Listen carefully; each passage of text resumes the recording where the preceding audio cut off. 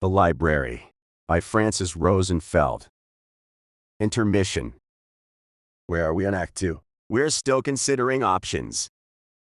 Though I need to remind you it's 2 months to curtain. What options? We need Act 2.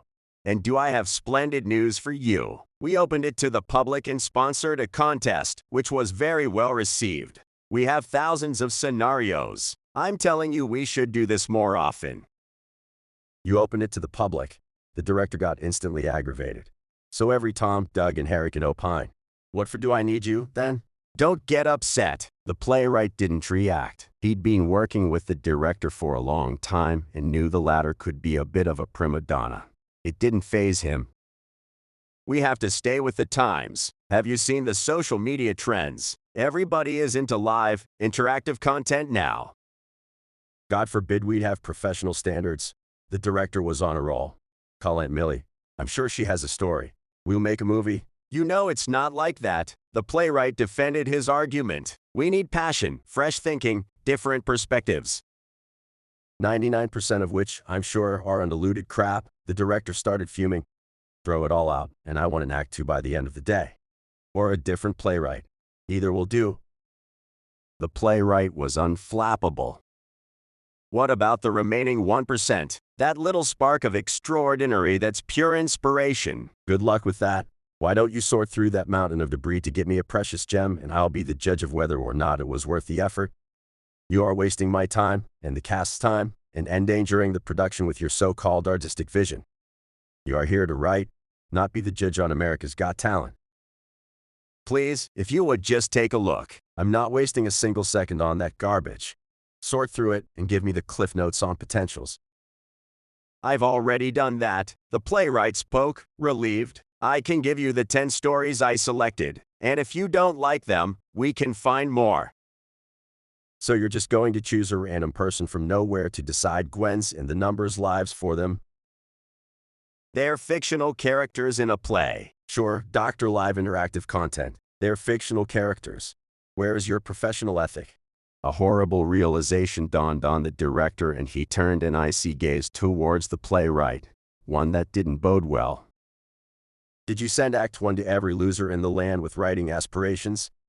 Well, the playwright scratched his head. I kind of had to. You know, how else were they to come up with decent fan fiction? So, you sent our content out before curtain. The director yelled at the top of his lungs. Do you know how hard it is to keep anything out of the press? Why would anybody come see the play then, if you broadcast it on every public channel available 2 months in advance? Did we get comments? The playwright scratched his head again. I wouldn't read those if I were you. That's it. The director finally snapped. I'll put up with this outrage because I'm desperate and trying to salvage whatever is left of this production. But if a miracle happens and I find a decent story to pull the second act out of the fire, its writer is going to be your replacement. I'm done with your diva behavior. We were looking for the solution in the wrong place this entire time. The director defended his vision. It is the role of communication to allow the flow of information in a group, and it is the role of artists to make things happen by expressing the spirit of the group. Did you hear what I said? I want those stories on my desk and you out of my sight. The playwright shrugged as he watched the director leave. They'd been working together for a long time, and every play went through the firing phase at some point. He had stopped devoting energy to that worry and decided to save it for when it was warranted. So, he had sold the interactive play story. What a victory. If it were for the director, they'd be all still stuck with Victorian theater. Not that there was anything wrong with it. The actors were bored senseless. Everybody wanted something new, something fresh, current, dynamic. What for was he indeed? The director should thank his lucky stars for having someone like him, with creative vision and the finger on the pulse of the audience. He was pleased and made a note to self to run through some backup stories, just in case.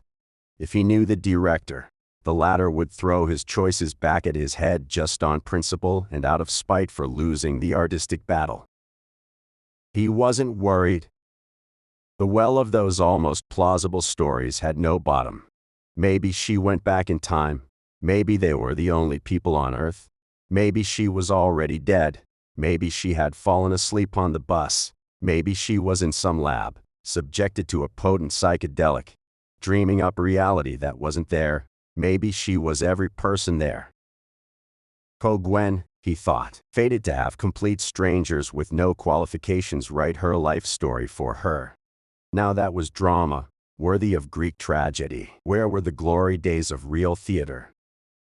He sighed. It occurred to him this would make an excellent story, one he could have written himself if his professional standards didn't require him to stay out of the storytelling pool. One had to remain true to one's artistic vision. He wished he had the time to ask the actors for feedback. Their talent was off the charts, and many a time had they provided him with brilliant insight. But Gwen had given him a poisonous stare at the end of a grueling 12-hour rehearsal, and he didn't want to push it. It was bad enough they didn't have an ending to the play. He didn't want to risk the cast quitting 2 weeks before curtain. Why were people so resistant to new things? He engaged in a sullen soliloquy. If it were for the average spectator, nothing would ever change. No spark, no breakthrough, no nothing. Just churning the same tired stuff until the mind went numb. He paused to admit he had to chew through a lot of garbage to find those pearls he had sold to the director. A lot of garbage. Turns out the average person was not that creative.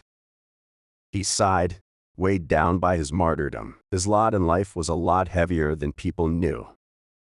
His true vision, which had turned him into a man obsessed for quite some time, was to open the audience to the freedom of endless interpretations, birthing a host of overlapping, simultaneous realities, none more valid than the other.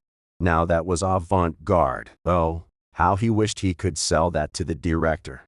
But he was on very thin ice as it was, and there wasn't enough time left. But he had to do it. Art before everything. It was his duty, his purpose, to bring a new vision to his chosen medium of expression. It would be hard, but nothing worth doing is easy. He'll give the director's eye a few days to mellow out before presenting him with the bigger picture. Where are my stories? The director yelled at the top of his lungs. I put them on your desk, like you asked. He replied with perfect poise, like the previous discussion never touched a single one of his emotions.